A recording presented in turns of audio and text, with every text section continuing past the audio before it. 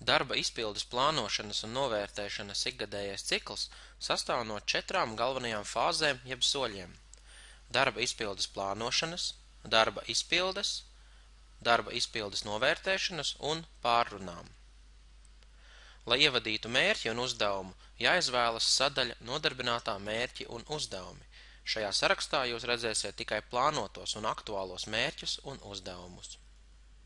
Vadītājs var ievadīt savus mērķus un uzdevumus, kā arī vadītājam ir iespēja ievadīt, aplūkot un rediģēt pakļauto nodarbināto mērķus un uzdevumus, attiecīgi izvēloties nodarbināto no saraksta. Lai ievadītu jaunu mērķi un uzdevumu, noklikšķiniet uz ikonas. Jums atvērsies mērķu un uzdevumu kartiņa. Šajā kartiņā tiek ievadīta informācija par konkrētu mērķi un uzdevumu. Vispirms redzēsiet lauku kods. To izmantosiet, ja jūsu uzdevumiem tiek piešķirts specifisks kods. Tālāk nosaukums, kur rakstīsiet mērķi vai uzdevumu piešķirto nosaukumu. Tālāk tiek automātiski piedāvāta iestāde saskaņā ar iepriekš izvēlēto. Tāpat automātiski ielasīsies arī struktūra vienība. Atbildīgais ir cilvēks, kurš ir atbildīgs par mērķa un uzdevuma izpildi. Vadītājs var norādīt gan sevi, gan padotībā esošos darbiniekus.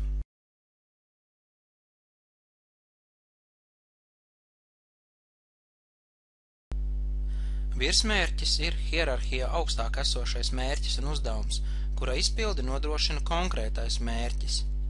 Tas jāizvēlas no mērķu un uzdevumu saraksta. Virsmērķa status nav rediģējams. Rezultāts ir tas, kas tiek sasniegts līdz ar mērķa un uzdevuma izpildi. Tālāk jāievada ar mērķi un uzdevumu saistītie datumi. Pirmais ir sākuma datums, kur varat ievadīt manuāli, kā arī izvēlēties no piedāvātā kalendāra, un tālāk ir izpildes termiņš, kur varat rīkoties līdzīgi. Mērķa un uzdevuma izpildes status parāda, kādā mērā mērķis un uzdevums ir izpildīts. Šo jūs varat brīvi mainīt, noklikšķinot uz bultiņas, izvēloties vienu no vērtībām. Neiesākts, iesākts, daļēji izpildīts, izpildīts un pārsniegts. Sākuma vērtība būs neiesākts, un tā tiek piešķirta automātiski saglabājot mērķi.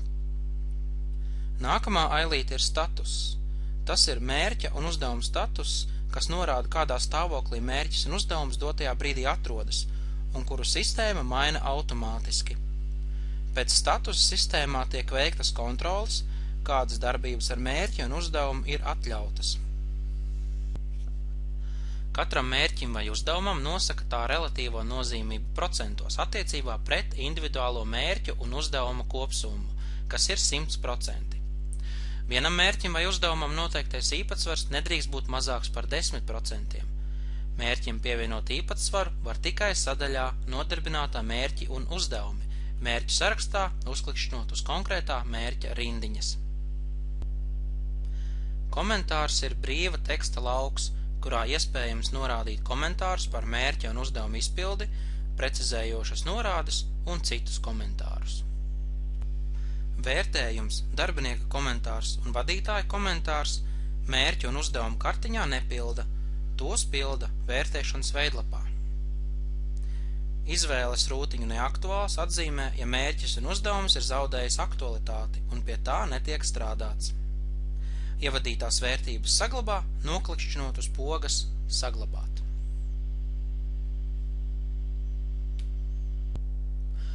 Tad, kad mērķu un uzdevumu kartiņa ir saglabāta, nepieciešams ievadīt mērķu un uzdevumu svaru. To var izdarīt Nodarbinātā mērķi un uzdevumi sadaļā. Tā kā piemērā ir 2 mērķi, to summai ir jābūt 100%. Šajā gadījumā 50 un 50. Un jāspiež uz taustiņa saglabāt. Kad iestādē ir noslēdzies darba izpildes plānošanas posms, sākas darba izpilde. Sistēmas sadaļā Nodarbinātā mērķi un uzdevumi redzēsiet divus paziņojumus. Sarakstā tiek attēloti nodarbinātā plānotie un aktuālie mērķi un uzdevumi, kā arī šobrīd nav aktīvu mērķu un uzdevumu plānošanas posmu. Līdz ar to plānotie mērķi un uzdevumi labošanai vairs nav pieejami. Individuālos mērķus ieteicams regulāri pārskatīt, aktualizēt un norādīt to izpildes statusu. Aktualizējot individuālos mērķus, pārskata un precizē to formulējumus un izpildes termiņus atbilstoši reālai situācijai un norāda to izpildes statusus. Pēc vadītāja norādījumiem, atbilstoši tam, kā virzās mērķu izpilde ik pēc noteikta perioda, nodarbinātājs atzīmē sistēmā mērķa sasniegšanas statusu. Tie var būt neiesākts, kas nozīmē, ka darbība vēl nav uzsākta, iesākts, kas nozīmē, ka darbība ir uzsākta un izpildīta aptuveni par 30%. Daļēji izpildīts, darbība ir uzsākta un tas ir daļēji izpildīts apmēram par 70%.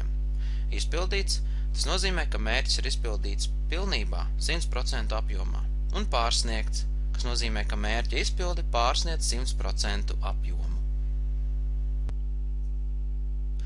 Mērķi un uzdevumu sarakstā tiek attēloti visi mērķi un uzdevumi, gan aktuālie, gan novērtētie un arī neaktuālie. Saraksta augšējā daļā pieejama izvērstā meklēšana. Noklikšķinot uz pogas, parādīsies filtrs. Kad izvēlēsieties meklēšanas kritērijus, nospiežot uz pogas atlasīt, parādīsies visi rezultāti. Izpildes statusus izmantosiet darba izpildes plānošanas un novērtēšanas procesa darba izpildes fāzē. Šajā fāzē ieteicams vienu vai vairākas reizes pārskatīt un aktualizēt noteiktos mērķus un atzīmēt progresu mērķu sasniegšanā. Sākoties darba izpildes novērtēšanas fāzei, plānotie mērķi un uzdevumi labošanai vairs nav pieejami.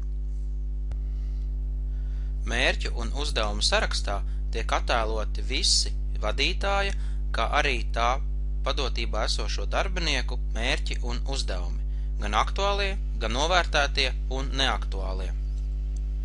Saraksta augšējā daļā pieejama izvērsta meklēšana. Noklikšķinot uz saites izvērstā meklēšana, tiek atvērts filtrs. Ievadot nepieciešamos atlases nosacījumus un noklikšķinot uz pogas atlasīt, sarakstā tiek attēloti atlasītie dati.